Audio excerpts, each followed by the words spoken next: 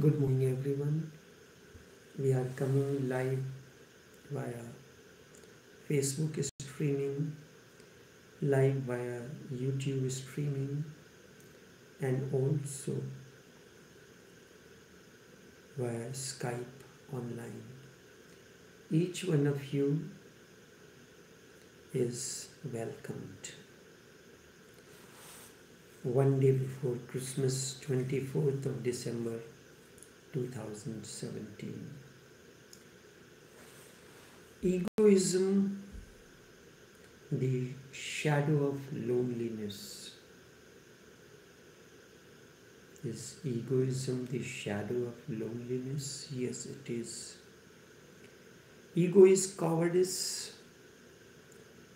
and however, cowardice is not an essential part of ego. Instead, it is the entire ego. And it is bound to be so because ego lives in constant fear of being exposed. There is a tremendous fear of being exposed. It is empty within and also non-essential. It has only an appearance but no reality. It appears to be there, but there is no reality in it. So egoism is the shadow of loneliness, both go together. It has an appearance, not a reality, and whenever something is only an appearance, it becomes a mirage. And the fear is bound to be there at the very center of it, that it can be exposed, its reality can be exposed any moment. Then you know that it is false. In the desert, you see mirage from far, far away. You see the mirage from far, far away. It looks real, that even the trees standing by its side are reflected in the water, which does not exist. You can see the trees and you can see the reflection too appears to be water and the trees around it. You can see the waves in the water and also the reflection shimmering with waves, but it appears only from a distance, from far away distance. As you come closer, the mirage starts disappearing. It starts disappearing. There has never been anything like this. It was just a byproduct of the sun rays being reflected by the hot sand on the desert land. On the desert land during the time when the sun is high on the sky, its rays fall on the hot sand. It creates an illusion that's known as mirage. You will find it appears as if there is water, the trees are around, the shadows shimmering with the waves. In this reflection and the sun rays returning, the mirage of an oasis is created. That there is in the desert the oasis, but it can exist only when you are far away from it. It cannot exist when you come close, nearer. Then there is only hot sand, and you can see the rays of sun being reflected back. It will be easier to understand in a different context as well. You see the moon, you see its beauty, you see its cool light, but the first astronaut who went on the moon were shocked because as they came closer to the moon, there was no light. The moon was just a flat, barren piece of land with no greenery or life. It was a dead rock. Dead rock. But standing on the moon, when they looked at the earth, they were amazed. The earth was radiant with beautiful light. From the moon, when the astronauts looked at the earth, they found it was radiant, shimmering in light, beautiful light. But when you are on the earth, you don't see that. And from the earth, you see the moon shimmering with light. In comparison to that light, the moon and its beauty is nothing. When you are looking at the earth from far away from the surface of the moon.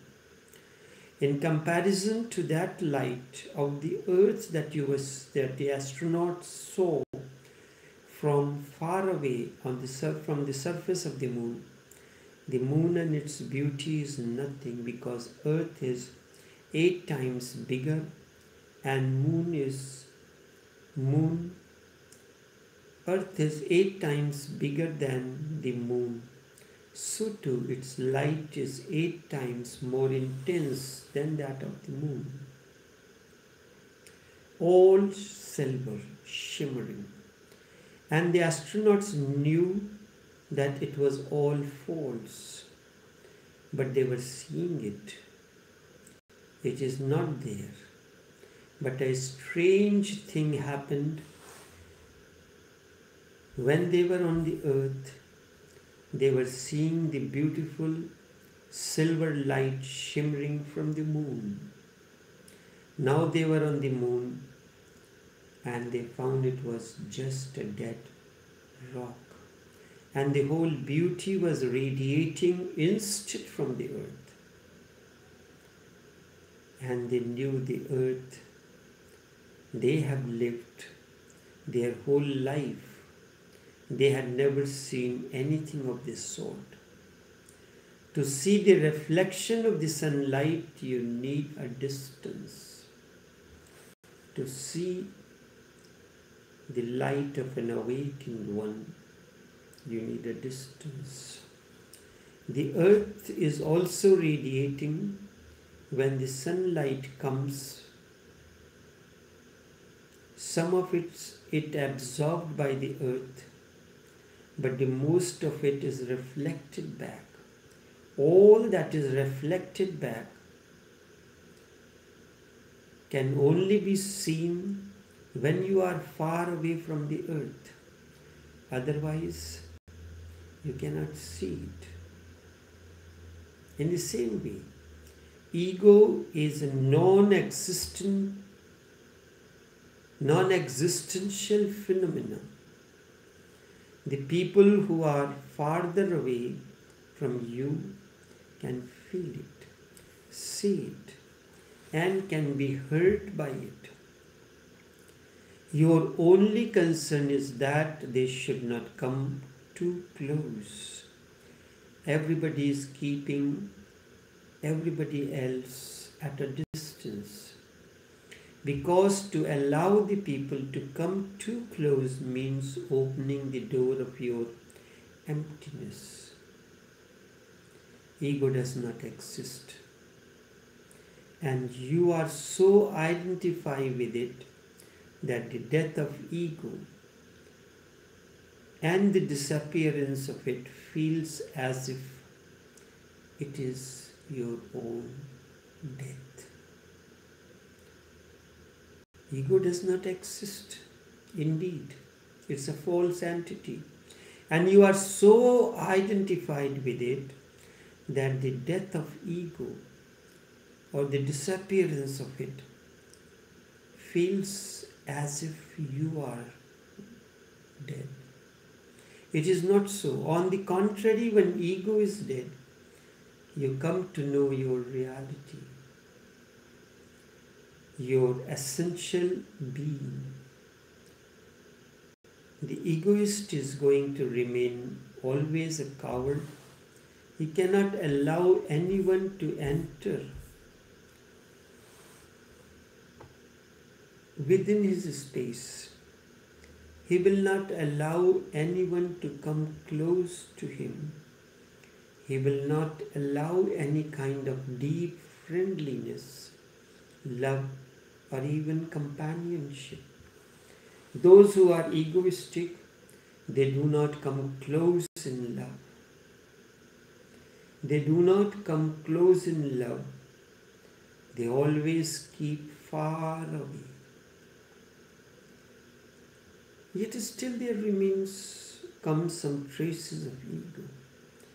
But for friendship, for love to blossom, one has to attain the state of egolessness. The ego must vanish. The more egoistic a person is, the more he has to remain lonely. Egoistic person is always lonely.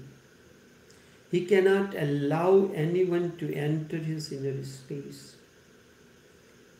The moment you allow someone to enter your inner space, the physical space, the emotional space, and in fact the inner space, you are not operating through the false center.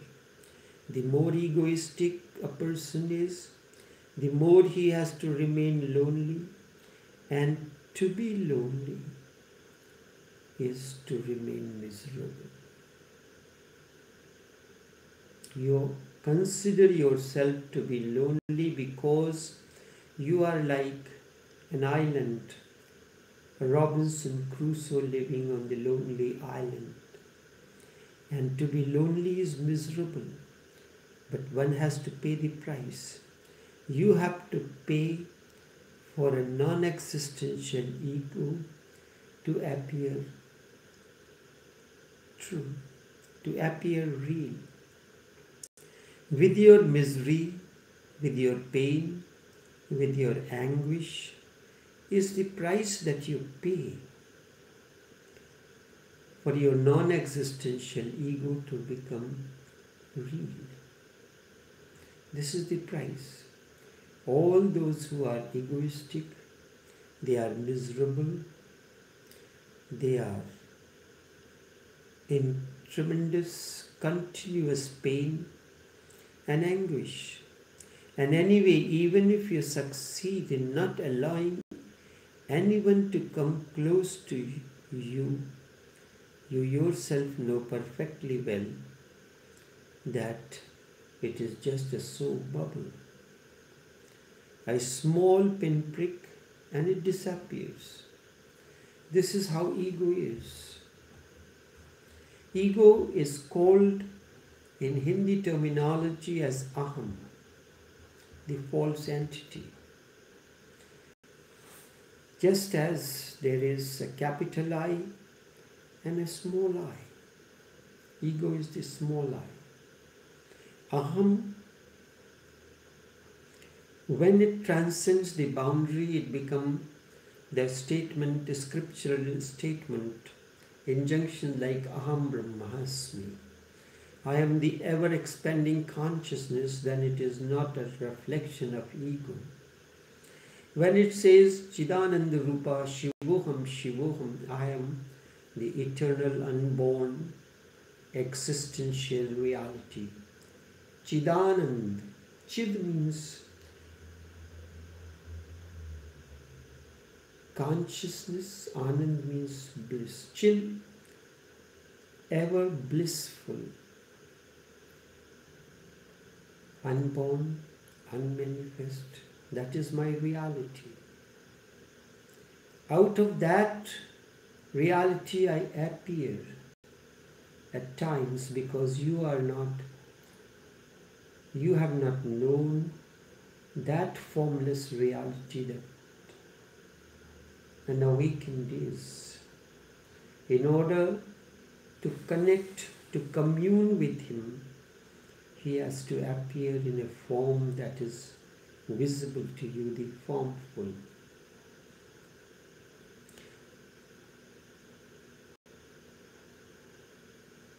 When you are living as ego, you have to pay the price for this non-existential ego which appears to you to be real.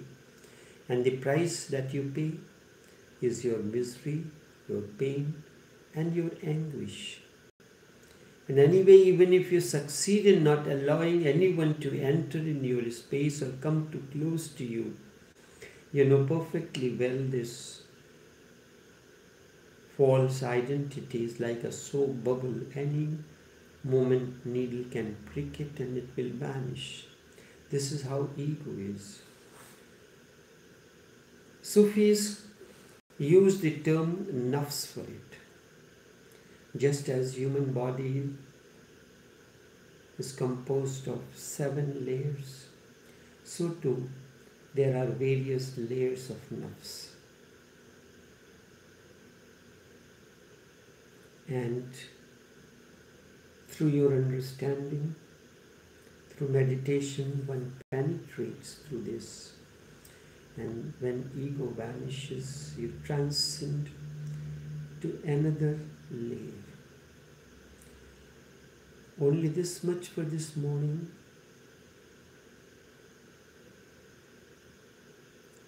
Take care. Do have a pleasant day. Merry Christmas to each one of you. Tomorrow is the Christmas day. We will celebrate with another live talk. Until then, take care and do have a pleasant day.